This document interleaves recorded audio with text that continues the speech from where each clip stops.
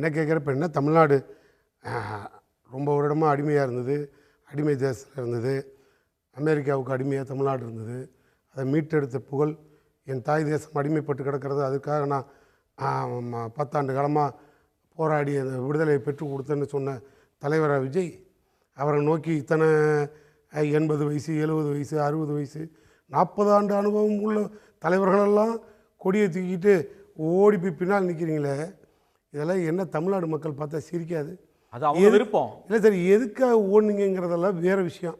அது கூடலாம் போன தலைவனுக்கெல்லாம் வரலாறு இல்லை. அதனால் நான் எந்த தலைவனை பற்றியும் கவலைப்படுறதில்லை. எதுக்கு அதெல்லாம் வெட்டி வேஸ்ட்டு.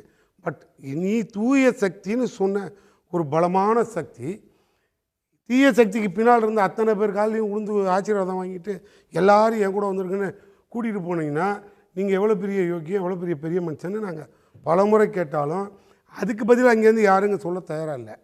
நாங்கள் இந்த ஆளுங்கட்சி 40 நாட்கள் ஆகுது. அதனால் இடையா ஒரு மந்திரி போதைப் பொருளை பயன்படுத்தினதா தமிழ்நாடு முழுக்க போராட்டம் நடத்துகிறோம். தமிழ்நாட்டுக்கே விழிப்புணர்வு உருவாக்கக்கூடிய அளவில் முதலமைச்சர் நடந்து போனாலும் மந்திரி சபையில் இருக்க மந்திரியை கூப்பிட்டு வந்து நாங்கள் அது உலகம் முழுக்க படம் போட்டு காட்டுறோம். எதிர்கட்சி வாங்க, எல்லா மந்திரியும் கூப்பிட்டு நிப்பாட்டு, எல்லாருக்கும் ஃபிட்னஸ் சர்டிஃபிகேட் எடுங்க, ரகசிய காப்பிரமாணம் எடுத்தீங்களா, ரகசிய போதை காப்பிரமாணம் எடுத்தீங்களான்னு முடிவு சொல்லுங்கன்னு கூட பகிரங்கமாக சவால் விட்டோம். நாங்களே ரெடி மெடிக்கல் செக்கப்புக்கு வாங்க, எல்லோரும் ஃபிட்னஸ் சர்டிஃபிகேட் கொடுங்கன்னு கூட கேட்டோம். யார் இதை பற்றியெல்லாம் பேச தயார்? என்னவோ இப்போ இன்னொரு 10 எம்எல்ஏக்களை பிடிச்சிட்டு போய் அங்கே வச்சுக்கிட்டா என்ன பண்ண போகிறீங்க? அதான் ஏற்கனவே அண்ணன் சொன்ன மாதிரி மெஜாரிட்டியாக தான் இருக்கீங்க, யாரை வேணாலும் கூட்டிகிட்டு போகலாம். உங்ககிட்ட வந்த ஆட்களோட பின்னணியை அப்படி கொஞ்சம் திரும்பி பாருங்கள். தாவேக்கா பின்னால் இப்போ போன ஆட்கள் எல்லாம் தொழிலதிபர்கள், பணக்காரர்கள், உலக முதலீட்டாளர்கள் மாநாட்டில் கலந்துக்கக்கூடியவர்கள். இந்த பட்டியல் எல்லாம் அப்படியே சேர்த்து பாருங்கள். அவன் தொழிலை காப்பாற்றிக்கணுன்னா நேராக அங்கே போயிடு, காலேஜை காப்பாற்றணுன்னா போய் சேர்ந்துரு, சொத்தை காப்பாற்றணுன்னா போய் சேர்ந்துரு. இது எனக்கு போகிறோம். இப்போ இனிமேல் எதுவுமே வேண்டாம். விஜயால் எனக்கு பிரச்சனை வரக்கூடாது, அந்த ஆளால் எனக்கு ஆபத்து வரக்கூடாது. அப்படி ஒரு ஸ்டாண்டு இப்போ தமிழ்நாட்டில் ஓடுது. நானும் பார்க்குறேன், டெய்லி போகிறவங்கள யாராவது ஒருத்தன் இந்த தியாகி பின்னால் நான் போய் ஆகணுங்க, விஜய் மாதிரி ஒரு தியாகியை நான் பார்த்தது இல்லைங்க அப்படின்னு சொன்ன வரலாறு சொல்லுங்கள். எங்கள் ஐயாவால் சொல்லுங்கள், இந்த மாதிரி ஒரு தியாகியை நானே பார்த்ததில்லைன்னு. அவர் பார்த்துருக்க மாட்டார், அது வேறு விஷயம். ஏன்னா அவர் அண்ணன் அதிகமாக சினிமா பார்க்க மாட்டார். ஏன்னா முன்னாள் நடிகர் விஜயா இருந்தார். இப்போ ஜோசப் விஜய் ஆனவுடனே அண்ணனுக்கு புது முதலமைச்சர் வந்துட்டாருன்னு நினைக்கிறாரு. சார், தெளிவாக ஒன்று புரிஞ்சுக்கணும் சார், நீங்கள் சாட்சியோடையே கூட்டிகிட்டு போய் ஆளுநர் பக்கத்தில் நிப்பாட்டினா கூட அதெல்லாம் நீதிமன்றம் பார்த்து கொள்ள வேண்டியது தான். வழியில் தான் எங்களுக்கு தெரியும். ஆளுநரை பார்த்து மனு கொடுக்குறோன்னா அண்ணன் ஆளுநரை கோடிட்டு காட்டின மாதிரி நாங்கள் கூட தான் 5 வருஷம் எடப்பாடி மேலே 500 கம்ப்ளைண்ட் கொண்டு ஆளுநர்கிட்ட கொடுத்தோம். கோயில் உண்டியலில் மனு போட்ட மாதிரி ஆயிடுச்சு. இப்போ மட்டும் என்ன ஆகுது? இந்த ஆளுநரை நம்பி தான் மனு கொடுக்குறோம். வருமா என்ன? உலக பார்வைக்கு வெளிச்சத்தை வெளிப்படுத்துகிறோம். தாவேக்கா ஆட்சியோட லட்சணத்தை வெளிப்படுத்துகிறோம். இந்த இதுவும் கோயில் உண்டியல் தான். எங்களுக்கு தெரியும் இது எந்த கண்ட்ரோலில் இருக்குன்னு. இதுவே ஆளுநரே யார் கண்ட்ரோலில் இருக்காருன்னு உங்களுக்கும் தெரியும். இதெல்லாம் நாங்கள் இதெல்லாம் விட்டுருங்க. போன இந்த ஆட்சியோட லட்சணத்தில் இவ்வளோ யோசிச்சு பாருங்கள். என்னோட பார்வை அதுதான். நாட்டில் எவ்வளோ பிரச்சனை நடக்குது. ஒரு அமைச்சர், கல்வி அமைச்சர் டான்ஸ் ஆடுறாரு, காலை பிடிச்சி உருவுறாருன்னு இப்போ பாஜக தலைவர் கூட பேட்டி கொடுத்தாரு. இப்போ நீங்கள் பார்த்துருப்பீங்க. இதை நாங்கள் தமிழ்நாடு முழுக்க போய் பேச்சுவார்த்தை நடத்தணும். அந்த அமைச்சரை கண்டித்த வரலாறு உண்டுன்னு சொல்லுங்கள். என்ன நீங்கள் அப்படி இந்த கூட்டணி கட்சிகளை வச்சுக்கிட்டு நேர்மையாக ஆட்சி நடத்துகிற மாதிரி? சார், நீங்கள் உங்களுக்கெல்லாம் அவங்க அடிமை இல்லை சார். இவங்க கூட்டாட்சிங்கிறதே வேறு தத்துவம். இப்போ இவங்களுக்கு நீங்கள் அடிமை. இப்போ காங்கிரஸ், சிறுத்தை, இந்த கம்பெனி எல்லாத்துக்கும், கம்யூனிஸ்ட், இது எல்லாத்துக்கும் நீங்கள் தான் அடிமையாக இருக்கணும். வேறு வழி கிடையாது. எதாவது பேசுகிறீங்கன்னா உயர ஊறிடுவீங்க.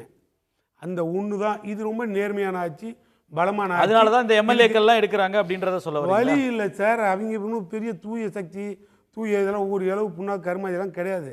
அரசியல் எல்லா பார்வையும் வெளில வந்துருச்சு. இதுக்கெல்லாம் சாட்சி என்ன? நாங்கள் இன்னும் ஒரு 4 எம்எல்ஏவை பேசிட்டோம், சம்மந்தமே இல்லை. 4 எம்எல்ஏவை பேசி அப்படியே விலை கொடுத்து வாங்கி வர முயற்சி செய்கிறார்கள். 5 பேர் கைது. இவன் 500 பேரை வேணாலும் பிடிச்சிட்டு போவோம், எங்களுக்கு என்ன? இல்லை, அந்த 5 எம்எல்ஏவை நாங்கள் பிடிச்சிட்டு வந்து மந்திரி சபை அமைச்சிருவோமா? இல்லை, ஒரு கேள்வி. இப்போ தாவேக்கா சார்பாக வந்து எம்எல்ஏவில் பேசினாங்கன்னு சொல்லிட்டு ஒரு புகார் வருது. அதை வந்து கிரைம் பிரான்ச் வந்து விசாரித்து கைது செஞ்சுருக்காங்க ஒரு சிலரை. இப்போ திமுக சார்பாக இது போல் எம்எல்ஏ வந்து அணுகுனாங்க, விலை பேசினாங்கன்னு எங்கேயாவது புகார் கொடுக்கப்பட்டிருக்கா? நீங்களும் அதை சட்ட ரீதியாக அணுகலாமே. இல்லை சார், நாங்களும் அதெல்லாம் இனிமேல் அணுகுவோம்னு வச்சுக்குவோம். சட்ட ரீதியாக யார்கிட்ட போகிறது? ஏட்ட போகிறதா இல்லை எஸ்பிகிட்ட போகிறதா? ஏட்டையாவும் சரியில்லை, எஸ்பியும் சரியில்லை. எல்லாம் இந்த பாருங்க, முன்னாள் அமைச்சர் அனிதா ராதாகிருஷ்ணன் என்ன பேசினாருன்னே தெரியாது. ஆதவ ஒரிஜினா பேசாத பேச்சா சார் நாங்கள் பேசிட்டோம். என்ன ஜனநாயகம் இது? கம்யூனிஸ்ட் என்னைக்காவது குரல் கொடுக்குமா? அன்னைக்கு குரல் கொடுத்ததை இன்னைக்கு கொடுக்குமா?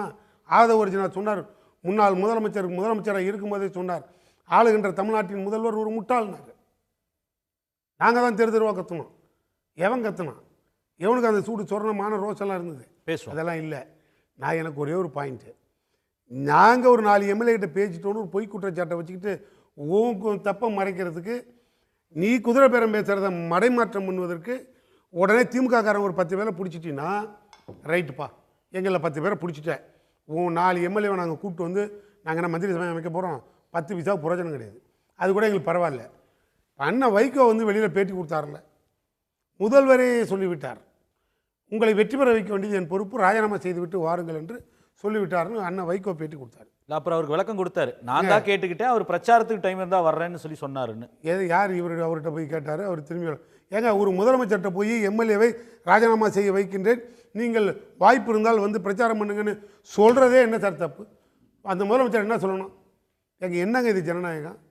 இதுக்கு பேர் ஜனநாயகமானு கேட்கணும்.